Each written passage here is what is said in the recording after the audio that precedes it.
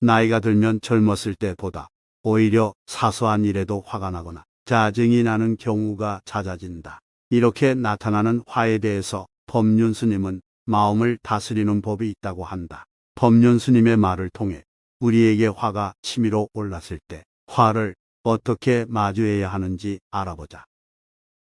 화가 일어났을 때 우리들이 취하는 행동에는 두 가지가 있다.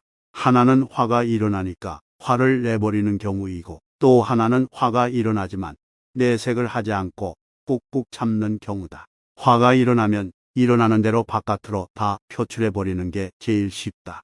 그런데 이렇게 성질대로 화를 낼 때를 생각해 보도록 하자. 화를 벌컥 낼 때는 모르지만 지나고 보면 사실 화내는 일도 힘이 든다. 굉장한 에너지를 발산하기 때문에 무척 피곤하다. 화를 내면 상대방의 반응은 어떤가? 잘못했다고 용서를 빌지 않고 오히려 세게 맞받아치기 때문에 화가 더 난다. 그리고 힘이 부족할 때 화를 내면 두들겨 맞기까지 한다. 내가 욕한 것보다 더 많은 욕을 얻어 먹을 수 있다. 그래서 화를 낸다고 문제가 해결되지 않을 뿐만 아니라 더 큰 손해를 볼 때가 있다. 그러다 보니 화가 나지만 참는 경우가 있다. 이럴 때 화를 참아보기로 선택한 것은 누구를 위해서일까? 사실은 나를 위해서 참는 것이다. 화를 참고 싶어서 참는 사람은 없다. 어쩔 수 없으니까 참는 것이다. 그런데 화를 참는다고 모든 게 해결되지는 않는다. 참는 것은 좋은데 참다가 못 참아서 터지면 더 나쁜 결과가 나온다. 아이를 야단칠 때도 두세 번은 참다가 화가 터지면 아이를 마구 두들겨 패게 되듯이 화를 참다 그 화가 폭발하면 눈에 뵈는 게 없어진다. 그래서 폭력을 사용하거나 그 이상의 극한적인 행동으로 자신을 몰고 가기도 한다. 참는 것은 나에게도 괴로움이다. 그래도 참을 만하면 괜찮은데 이것이 터지는 게 문제다. 또 터지지 않았다고 하더라도 참는 것이 오래 누적되면 스트레스가 쌓인다. 스트레스가 자꾸 쌓이면 목이 뻣뻣해지고 뒷목이 아프다가 조금 더 심해지면 눈이 침침해지고 거기서 더 심해지면 머리가 아프다. 그래서 우리나라 여성들이 특히 부인들이 참는 게 약이다 해서 너무 참다가 다른 나라 사람에게는 거의 없는 화병이 많이 생기게 된 것이다.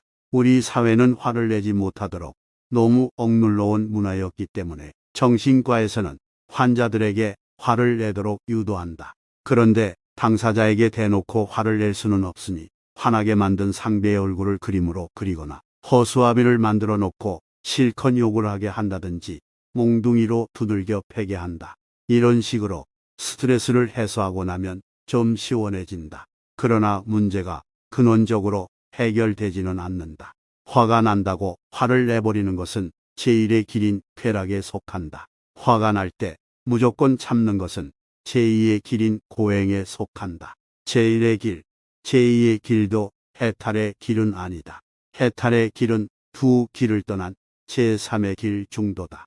우리는 화가 일어났을 때 화를 내거나 참거나 하는 두 가지 길밖에 모른다.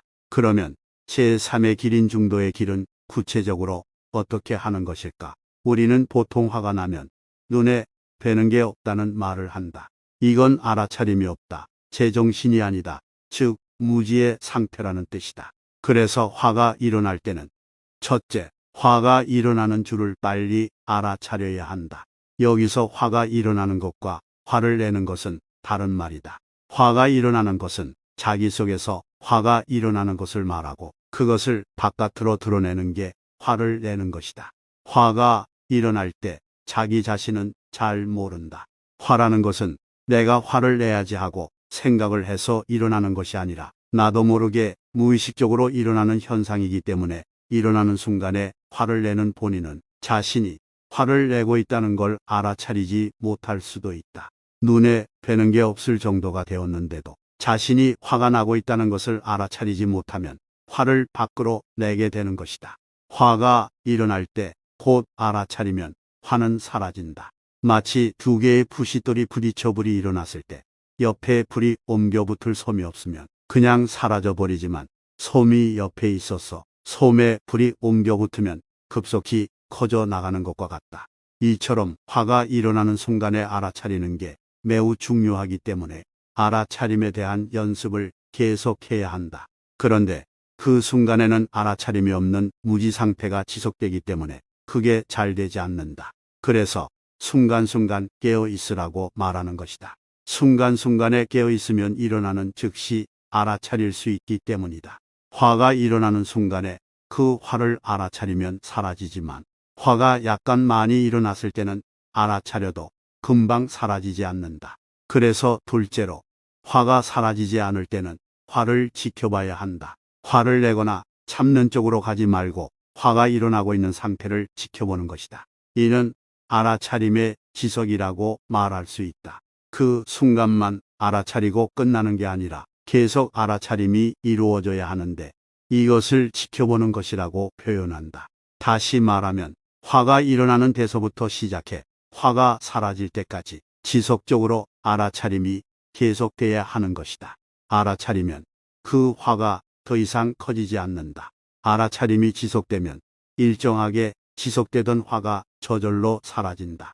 알아차린 상태에서는 화가 1년이고 2년이고 계속 유지되는 경우는 없다. 1초간 유지되다가 사라지거나 10분간 유지되다가 사라지거나 한다. 그런데 화를 참았을 때는 계속된다. 5분이면 5분, 10분이면 10분, 1시간이면 1시간 지속된다. 그런데 알아차림만 있으면 화가 저절로 사그라든다. 그래서 참으려고 노력하지 말고 화가 일어남을 알아차리고 그 알아차림을 지속하면서 저절로 사그라질 때까지 지켜보라고 하는 것이다. 그 화의 전제를 매우 뚜렷이 바라본다는 뜻에서 이를 관법이라고 한다.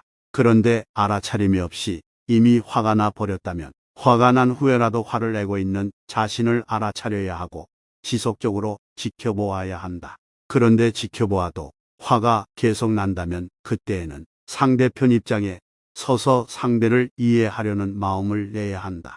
내가 당신의 마음을 이해하지 못했다. 당신 입장에서는 그럴 수도 있었겠다.